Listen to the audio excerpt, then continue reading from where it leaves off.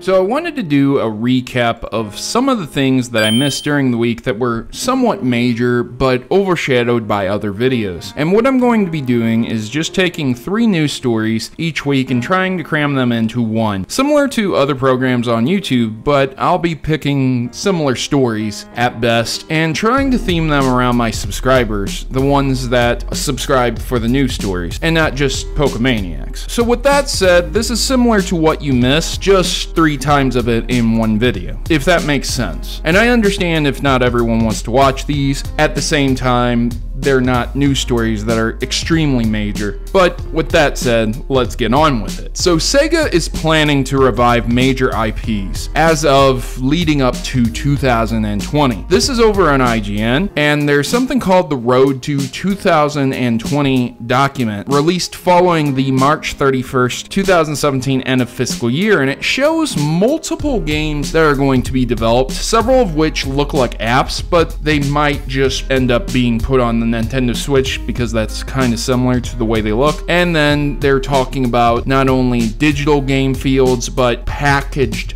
game fields as well. So these are games that you can buy digitally only if you'd like to, and games that you can buy physically, and they're separated into 2 major fields. Some of these games consist of Phantasy Star Online 2, which will make quite a few people happy. Puyo Puyo, you know, similar things that they have as a series, Football Manager, P5. What we're looking at with this is that SEGA seems to be reviving these franchises that they have either neglected or left behind for a while. I mean, some of them haven't really been neglected, like Football Manager's a pretty common game that's sold on Steam these days, and Total War Warhammer isn't exactly an unpopular game either, but I don't know if this applies to them making brand spanking new games, or if they're talking about like maybe Golden Axe is going to be thrown in here, maybe Altered Beast is going to be thrown in here. They tried to revive those games before and they are terrible games. Golden Axe Beast Rider, oh my god, a bad game. Point is, SEGA seems to be resurrecting IPs, and Sonic is far from dead. You might not particularly like it, but it still sells quite a few copies to kids and adults around the world. So with that said, I guess it's good news for people who are really big SEGA fans. The next one is the NES Classic Edition being discontinued leaves a gap for Hyperkin's Retron HD, and that could lead it to it taking its place. That said, I'm fairly certain that the Retron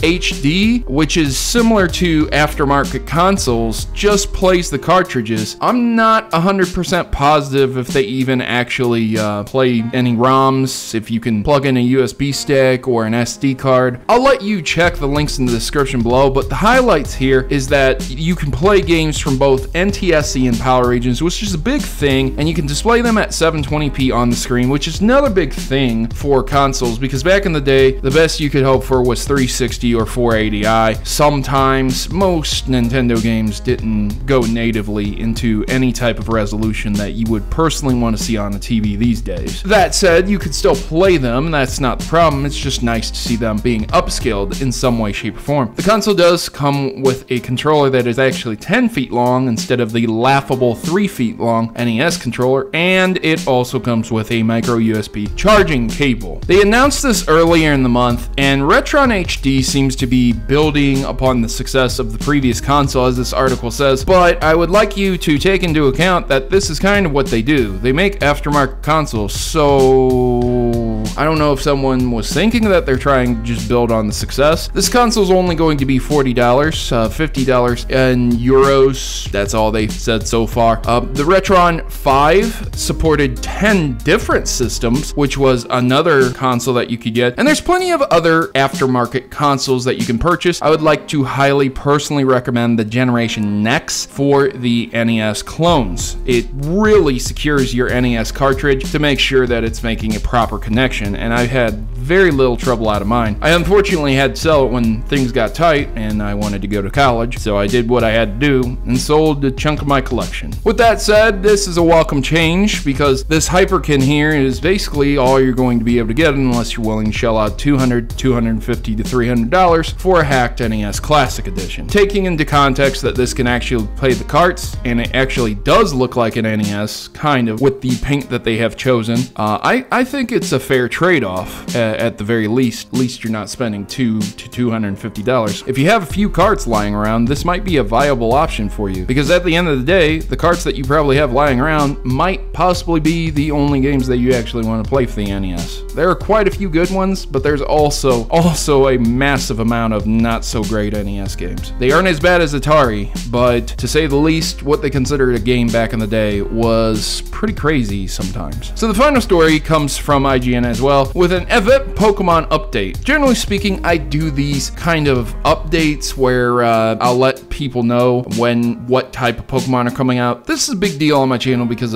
my channel was built around Pokemon primarily for quite some time, game reviews and gaming news. The point is, a lot of people forget that event Pokemon are a thing sometimes. The most recent event Pokemon coming out is a Lycanroc, and this is the Midnight form, and it comes with a hidden ability, I believe, and several awesome moves. The ability being No Guard, which I know personally to be an excessively great ability, a double-edged sword also, because it guarantees that you will not miss, and neither will your opponent. So that means those moves that used to miss at a 10% or 15% or even 25% chance, but were very, very powerful, now hit 100% of the time. This is great for a Machamp with Dynamic Punch, or a Magneton or Magnezone with a Zap Cannon. Those moves were very difficult to get off and hit. That said, there are other moves like Stone Edge, which takes advantage of the stab for this Pokemon, and it makes him a very viable fighter, which Stone Edge happens to be one of the moves that comes with it, along with Fire Fang, Sucker Punch, and Sword Stance. And it's holding a Life Orb, and it is at level 50, ready for competitive play. Now, that is going to be out May 15th to June 5th at GameStop. It's various different stores like GameStop, and Micromania, but I'm just covering the United States because I happen to be in the United States. Feel free to reference the article and probably look on the screen, as that's going to be probably showing exactly your region. Now, this also includes Ash Hat wearing Pikachus, with the dates being as listed, so don't forget to get your Ash Hat wearing Pikachus. I think the Hone Cap, or it's right in between the Hone Cap or Sinnoh Cap, or right now at the end of the week, it may have turned over to the Sinnoh Cap. And there are multiple dates where you can get these, so if you do miss one, you'll be able to check out this list again and go back and get another one. There are other things on this list like Imaginera, where you can get the code and you can take a screenshot of the code and you'll get yourself that Pokemon. And again, it tells you the event date and when the event's coming out and things like that. And that said, this isn't your 100% definitive source for information, so be sure to subscribe and make sure to check that alert bell so that you always know when I'm going to be producing a video like this, because you don't want to be left out of the loop. No one likes to be left out of the loop. So this will catch you up on stories that you may want to know for the next week or maybe a couple months down the road. When everyone's going nuts over Call of Duty World War II, you can say, oh yeah, I remember that. They actually did say they were going to be making World War II Call of Duty. Did you enjoy these 3 stories, ladies and gentlemen? I'm going to need your feedback because it will be critical and integral for this series to continue. I would greatly appreciate knowing how I should change anything, if I should change anything, and why it needs to be changed, because that's how we grow as a person. Would you like more stories? Would you like less stories? Or did you think these stories were lame and boring and too old of news? Let me know your thoughts and opinions in the comment section below. It would mean the world to me if you could click that like button, because it's absolutely free. It's free